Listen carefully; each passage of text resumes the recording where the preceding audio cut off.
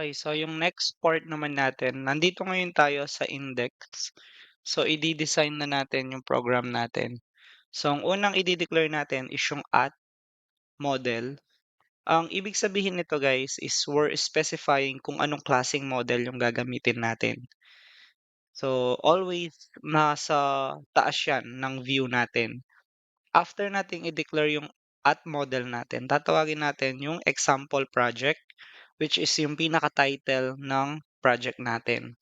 Then magda-dot tayo dito, i-click natin yung model, dot, kung ano yung class or model na merong property. So, in this case, ang properties natin ay nasa product po siya. So, itong product, eto po siya, yung product na to. So, yung mga property kasi natin is nandito siya.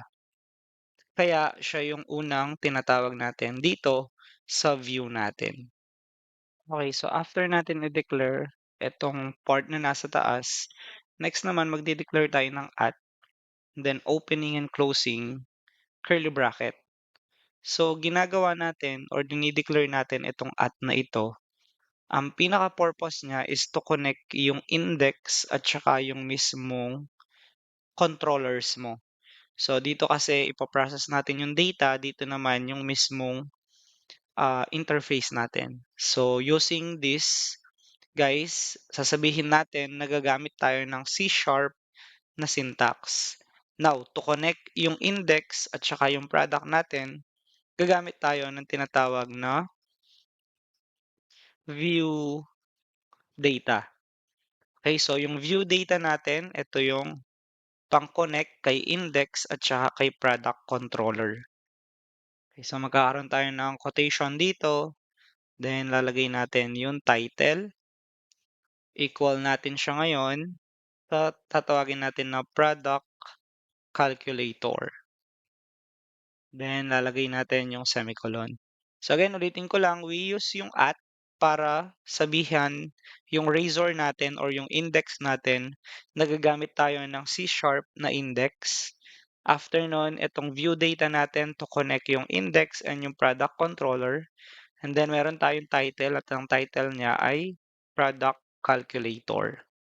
Okay, so yung next step na gagawin natin after natin dito is magde-declare tayo ng HTML na tag, which is yung H2 natin. And then ang ilalagay natin dito ay product price calculator. So eto ngayon yung magiging header file natin, yung product price calculator. Tapos after nun, magde-declare tayo ng razor dito, form, and then ASP action. Ang action na kukunin natin is of course yung index natin. So index, then ang method na gagamitin natin is post. So ibig sabihin po niyan ay magpo-process tayo ng data sa mismong controller po natin. So after nun, magde-declare ulit tayo ng HTML. Iko-close lang natin yung form.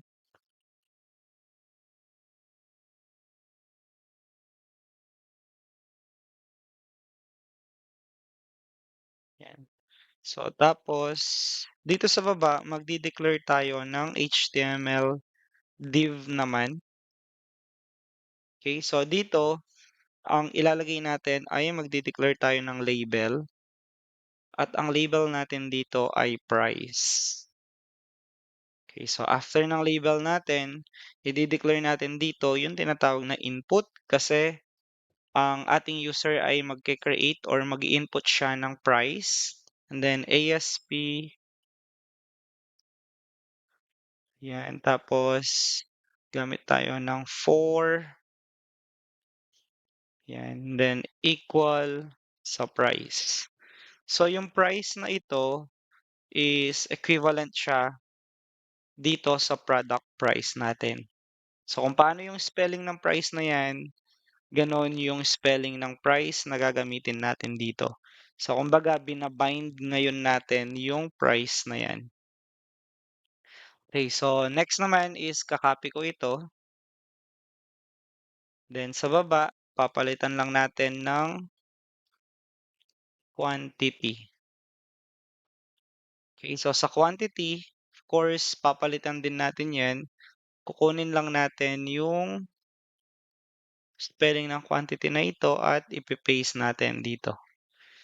So, ngayon yung view natin na index naka-bind siya sa mga properties na price and quantity natin using yung code po na ito. Okay, so after nun, sa baba ng ating div, lalagay tayo ng HTML dito na button.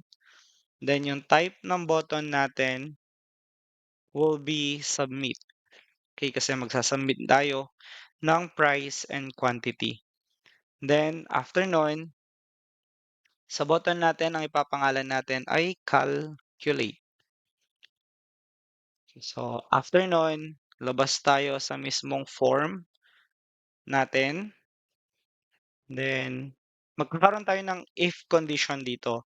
So lahat ng C# na code na gagamitin natin dito sa loob ng index natin ay kailangan gumamit ng at. So ibig sabihin, syntax po siya ng C# na ginagamit natin. So if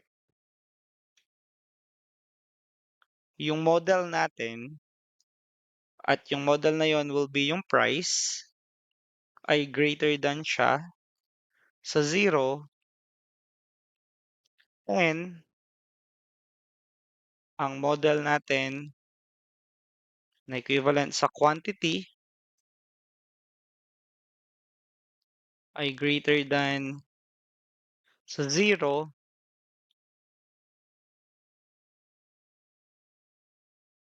open and closing curly bracket tayo dito, sasabihin natin dito H3 para sa header natin. Sasabihin natin ay total is equal at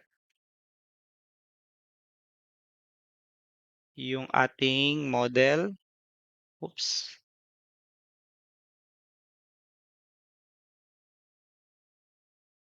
model, then sasabihin natin total. Okay.